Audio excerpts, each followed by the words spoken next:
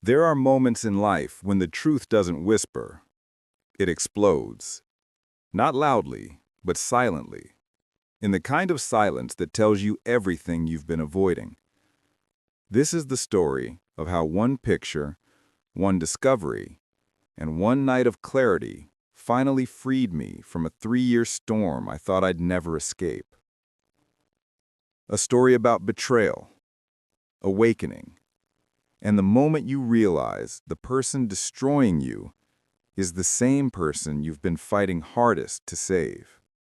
There are moments in life when the truth doesn't whisper. It explodes.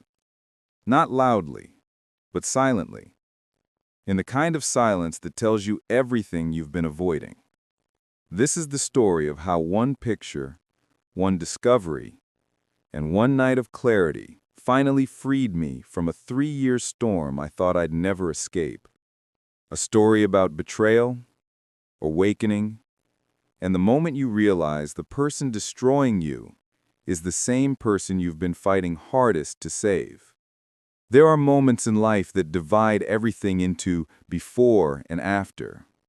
Moments that permanently shift the way you see the world, yourself, and the people you thought you knew. For me, that moment arrived quietly in the form of a simple notification on my phone. A picture from the mother of my daughter. It should have been harmless, maybe even sweet. But instead, it felt like the universe tearing open a wound I had spent years trying to stitch shut. She never sent pictures like that. Not to me, not to anyone. It wasn't her style. We weren't in that kind of place anymore. Not affectionate, not intimate, barely holding on to the last threads of what used to be love. So when that picture appeared, something inside me froze. My mind went blank, then flooded with questions I couldn't shape into words. I stared at it for a long time, trying to understand what I was looking at, trying to figure out why my heart had suddenly dropped into my stomach. Something felt wrong, not because of the picture itself, but because of who she had become. She wasn't the woman who shared pieces of herself like that anymore. She wasn't warm. She wasn't vulnerable. She had spent years freezing me out, using anger and manipulation to keep me at a distance. So why would she send something so out of character? When I finally asked her about it, she didn't hesitate. She didn't show surprise or embarrassment. Instead, she reacted like someone who had already prepared her answer. "You're crazy," she said flatly, as if my confusion was the problem, not the picture. "I sent it to you on purpose. I'm trying." But her trying always sounded like someone learning a script rather than speaking truth. Something was off in her voice, in her timing, in the way she brushed off my concern like it was nothing. A small voice inside me, quiet but persistent, told me to check the timestamp. When I did, everything inside me went still. She had taken the picture on Thursday. Thursday when she wasn't at my house. Thursday when she wasn't with me. Thursday when her routine had changed without explanation. And that's when the truth began to settle in, heavy and suffocating. It wasn't a leap. It wasn't insecurity.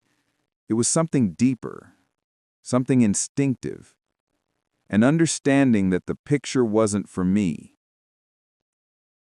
But I didn't react. I didn't accuse. I didn't blow up. I simply held it inside me and watched her.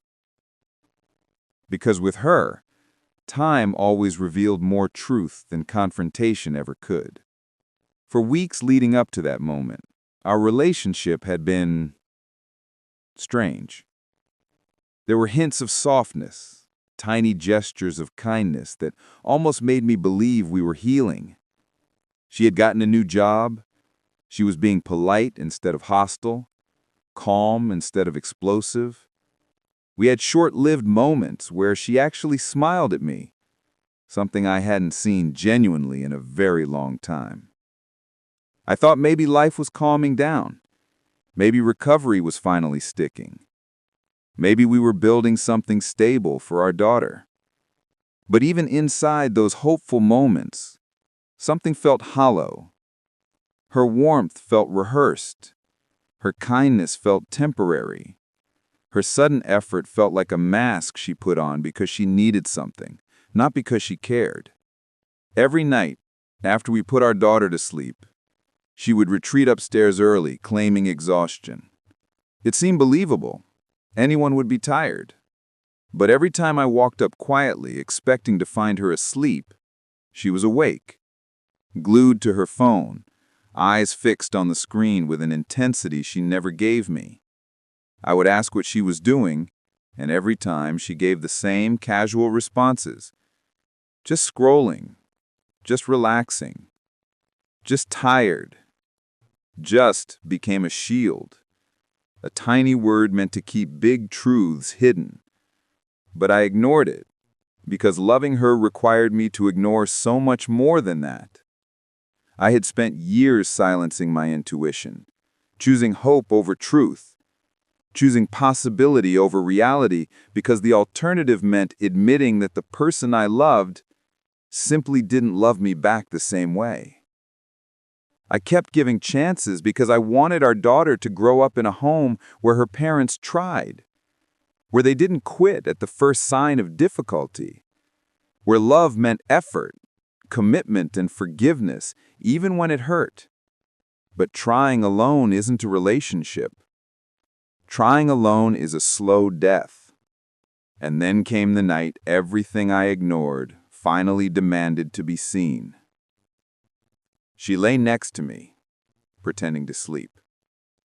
I could sense it in the unsettling way she breathed, in the rigid way she held her phone, in the tension radiating off her like an alarm bell. Something inside me, something ancient, primal, wounded, told me to look. Not because I wanted to catch her, but because my heart already knew the truth. It just needed my mind to see it too. I opened Snapchat. What I saw wasn't a mistake. It wasn't a misunderstanding. It wasn't an accident. It was betrayal, deliberate, continuous, and intentional. She had been sending pictures, private, intimate pictures, to 6 different men.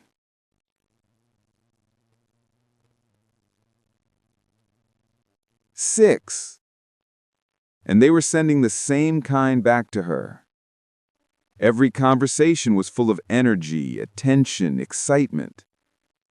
Things she never gave me. Things she claimed she didn't have the emotional capacity for. Things she said she had outgrown. But she hadn't outgrown them.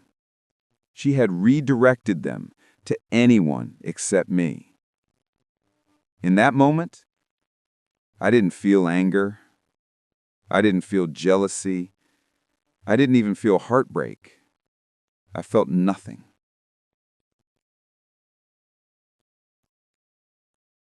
Just silence.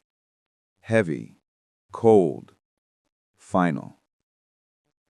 It was the quiet you feel when the truth you've been avoiding finally stands in front of you. A truth so unmistakable that denying it would be a betrayal of yourself. I woke her up and said the words I had held back for years.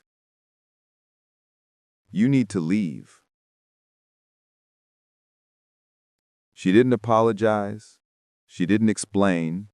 She didn't break down with remorse. She only panicked at the thought of consequences, not the hurt she caused. Just smack me and forgive me, I'm stupid, she said, as if physical pain was easier for her to understand than accountability, as if my forgiveness was something she could bargain for. It was twisted, manipulative. a script she had used many times before. When I didn't cave, she started fake crying. Tears without emotion, sobs without actual sadness.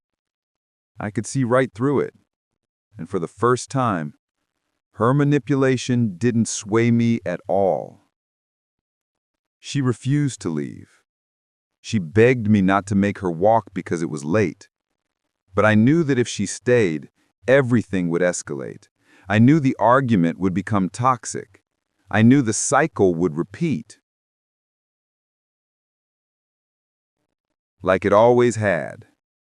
And I was done repeating pain. So I made the hardest, most necessary decision of my life. I called the police, not out of anger, but out of self-preservation. I needed someone to enforce the boundaries she refused to respect. I needed peace in a house where peace had been missing for far too long. More importantly, I needed to protect my daughter from witnessing yet another night of chaos. When she finally left, something inside me shifted forever. I realized I wasn't losing anything. I had already lost her years ago. What I was losing was the illusion, the hope that she might one day become the person I kept imagining in my head. For the first time, I could see clearly how much I had carried on my own, working full-time, paying every bill, buying a home, getting her a car, taking care of our daughter almost entirely alone, cooking, cleaning, supporting, fixing, providing, exhausting myself physically, mentally, and emotionally to hold together a relationship that she was actively destroying. I had been loving someone who didn't love herself and therefore couldn't love me. And yet, I stayed. Because trauma bonds are powerful. Because hope, even when misplaced, feels like love. Because I wanted a family more than I wanted peace. But the moment she walked out, a strange, unexpected calm washed over me. Not relief because she was gone. Relief because I finally let go. For the first time in years, I could breathe without bracing myself for the next argument, the next lie, the next emotional explosion. I felt free. Free from the cycle. Free from the manipulation. Free from the version of myself who kept sacrificing everything just to be hurt again. And now, as I finally step into this new chapter, I know one thing with absolute certainty. Leaving her wasn't giving up. Leaving her was choosing myself. Choosing peace. Choosing dignity. Choosing a future where my heart doesn't have to survive constant damage. If you are reading this and trapped in the same cycle, if you are loving someone who keeps breaking you, please understand. Healing begins the moment you stop begging for the bare minimum. You deserve better. You deserve honesty. You deserve love that doesn't hurt. And when you finally walk away, even if it shakes you, even if it scares you, even if it breaks you, you will eventually realize what I did. Sometimes the most painful ending is the beginning of your freedom. If this story resonated with you, if you've lived through betrayal, emotional manipulation, or a trauma bond that felt impossible to escape, share your experience in the comments below. Your story might be the message someone else desperately needs to hear today. And remember, sometimes the hardest person to walk away from is the one you should have left long ago.